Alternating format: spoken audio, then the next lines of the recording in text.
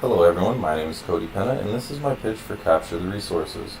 This is a third-person multiplayer team shooter where players must be the first team to collect the required amount of resources to win. This is not your standard re-themed capture the flag game.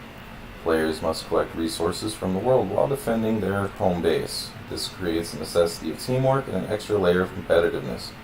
Players will find they cannot simply win by collecting from the world, but they must slow down the other teams. This introduces the steal mechanic. Players may enter enemy bases and steal their resources in order to bring them back to their base. However, in doing so, that creates a new risk versus reward scenario that teams must evaluate. Teams will have to take into consideration the enemy's locations and how high of a chance an enemy is to attempt to steal their supplies while they're away. The team may also decide whether to leave some defenders behind or attack with full force. This will be a PvP only game with no single player story. Each team will consist of 3 players, making a 12-player total in the server. The game will have 2 to 3 large maps big enough for team bases not to be in view of each other. This image shows an example layout of teams and resources. The distance and density of the maps will create a kind of fog of war where teams will have to scout out other enemies' locations and movements to evaluate the steal mechanic. Scouts are almost required for success, but the game is not all stealth and sneak. There will be large firefights. Firefights can come about for many tactical reasons. First off, a team or player may want to dispose a scout in order to keep their movement secret. Secondly, players may want to eliminate enemy defenders so they have a higher chance of success when stealing their resources. On the opposite side of that coin, players will want to kill attacking players when they're coming to come steal their stuff.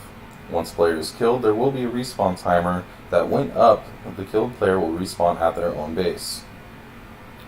There are a few dynamic events that may arise from gameplay. Teams may decide to play it safe and not attack enemy bases, which will limit gameplay and make it a resource collection race. Without the steal mechanic, the game has a good chance of becoming loot and uneventful. There are many other dynamics that are possible, primarily regarding player tactics. Different combinations of defense and offensive strategies, as well as resource collection strategies. The image shown shows some of these tactics. The orange team is playing it safe and having 1 collector while 2 teammates stay behind and defend, where the blue team is stealing green's resources while green is having a battle with red. Some of these mechanics have been previously mentioned, but there are many dynamics that will come out of human play.